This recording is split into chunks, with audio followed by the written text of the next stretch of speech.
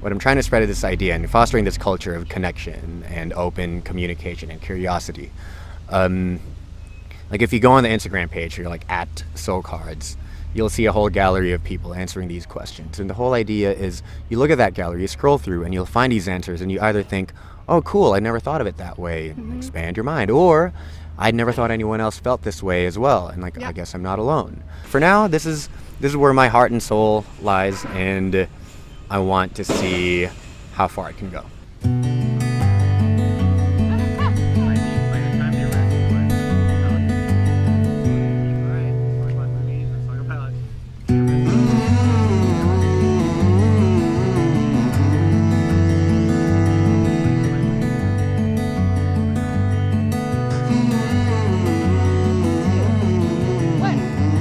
Hi, Miguel.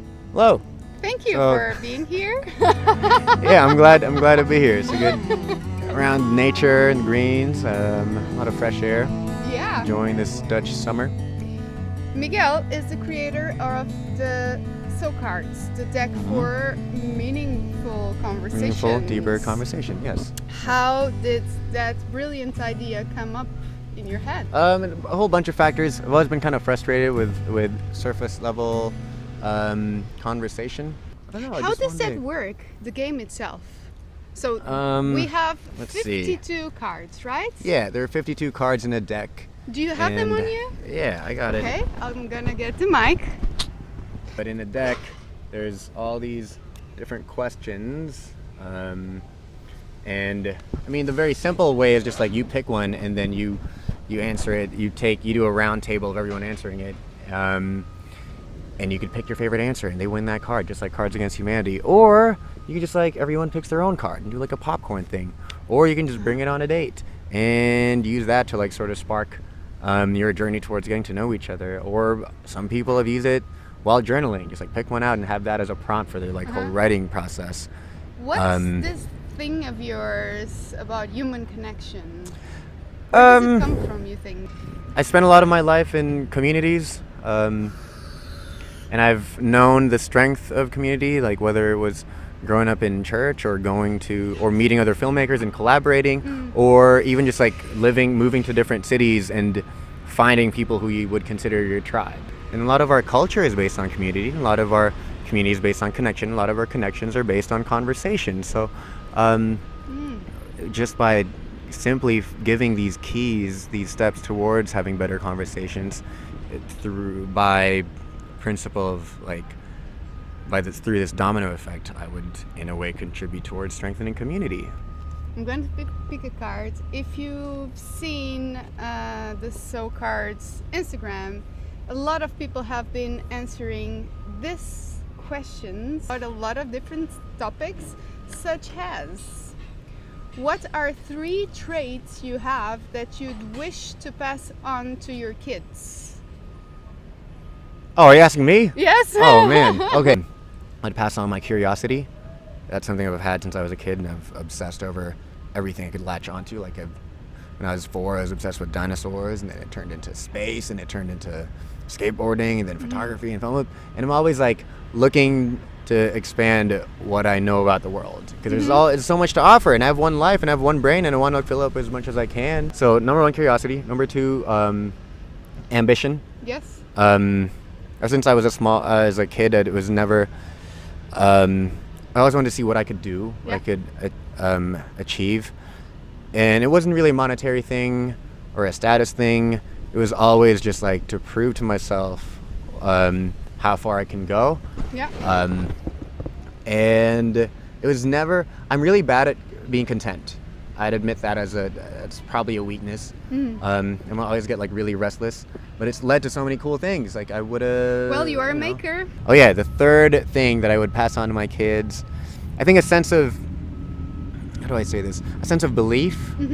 I think. It's an important I'm very one. I like the need to find meaning in things. I'm very bad at doing work that I don't find the meaning in. Yeah. It's like just mindless internships and so on. Like if I don't see what it is leading up to or what kind of value it contributes, it's easy for me to lose motivation. Yeah, so that curiosity, ambition, and the need for meaning. I'd pass those on. Okay, now it's your turn. You can ask me something else. All right.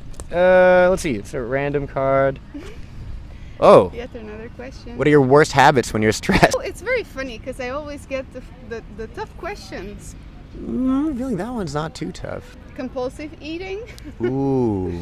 Yes. Great habit. I do that. I eat my feelings away. That's good. I eat, yeah. What's your stress food? Everything cake. I'm all about it. I do ice cream. Yeah, Or- I like ice cream sometimes. I definitely do pizza. I'll do fries. I'll eat a ton of Yeah? fries. I Yeah. know. But I also Um, scroll on social media when I'm stressed, I think. I think a lot of people do I that. scroll down. I hate that. Well, it's also it's an off switch for your brain. Like it's so mindless. I'm just like scrolling and scrolling, scrolling. I'm just Yeah. numb. And then hours pass. I'm like, all right, the day's over. Hmm. And I know it's awful, but it's so appealing just because sometimes it's good to turn your brain off. Although there are better ways. Yeah. I would also pick on my, Oh, your nails not my nails. or the skin around the your nails. skin around my nails. I did that before. I can't Somehow believe I've I'm been saying this. No, it's about. I don't want these guys to know these things, but okay. I mean, it's not the It's worst. got to be honest. It's not the worst habit to have when you're stressed. I think there are a lot more, I guess, destructive ways to deal. Yeah, sure. Do you think that this project has a strong tie to your international background? Born in Manila, then moved to California when I was a teenager, lived there for a while, moved back to Manila, and then now I live here. And then all in between all those, I did a whole lot of traveling throughout places. And I'm just used to meeting new people. I'm used to going from one community to another and sort of like restarting the process. And so usually the conversations are pretty like, on the surface, on the right? surface and repetitive. Yeah. It starts to feel really scripted, where you talk about like, all right, I'm from here and I do this and I want to do that and yada yada yada. This is what I do with my free time. And I guess maybe it came from there too. That's part of the frustration. Just trying to skip the whole small talk step and diving right into the deep stuff. So how can we get a deck of cards? Easy answer, go to socards.org. There's a link there to the Kickstarter campaign. For those who don't know what Kickstarter is, it's crowdfunding. You pledge a certain amount of money, and with that amount, you're eligible for certain rewards. In short, you can pre-order a deck, and through that, and then you'll receive it once the print's out. For people in Amsterdam, there is the option of meeting up in person. You can get it in August. I'm So, so excited Yeah. about this. This is like from the ground up, from scratch, just like grassroots movement. People who've supported it are people who've like I've met and I've showed it to in person, and they've talked to their friends about it. Like all word of mouth. There's no PR. Jeremy Coward, who is like this phenomenal photographer based out of Nashville, has shot every celebrity out there. Nick Onken and Brooke Shaden and all these like people I looked up to back when I was starting out my whole stint with photography. They just emailed them out of the blue, and to my surprise and wonderment, they replied, and they loved it. And whenever I send them, when they ask for it, I send them a copy, and all I'm doing is, you're someone I admired when I was growing up, and I want to show you what I created. If you genuinely are into this, then yeah, post on your social media, share it to your friends. But if you're not down, then consider it a gift. What is your wildest ambition for the So Cards project? Get it all over the world, translate into all these different languages, put out different editions for families, for couples, and so on. Wow, I Different like sets. that. Couples. I want a So Card couple. That'll be a thing. I mean, if it gets funded, this is all the first step. And I see it as like this is my debut album, and in the coming years, new editions, new tracks will come out. Yes, we need your support. Okay. Also, you're going to get a lot of pleasure from these cards and from Yeah. the diving in. I've printed a few test batches and given it to friends and family. One friend brought it on a date, on his first date. Now he has a girlfriend. So that's What a good yeah, idea. Yeah, that's I mean, a man proof would of win concept. me if they would Yeah. bring over this deck of cards. I mean, on the surface, they think like, oh, how awkward to bring out a deck. But see, the whole idea is, I think everyone wants these deep conversations, and everyone sort of, well, most people crave for it, and even when a lot of people don't know how to start, but by putting it in the form of a card game, it's very familiar and safe. Everyone knows that form. By selling these decks, I'm able to fund the content. I'm able to fund the story that keeps unfolding, and that's the whole idea of it. The more people get this deck, and the more this culture propagates, the closer I am to feeling that I've fulfilled this mission. Okay. Back So, this project up. Yeah, SoCards. SoCards on at SoCards on Instagram. If you just want to go on the browser, SoCards.org. There's a link there to the Kickstarter campaign. There are about less than 2 weeks left to back this thing, so it's the last chance to order until we're in full operation. Let's do this.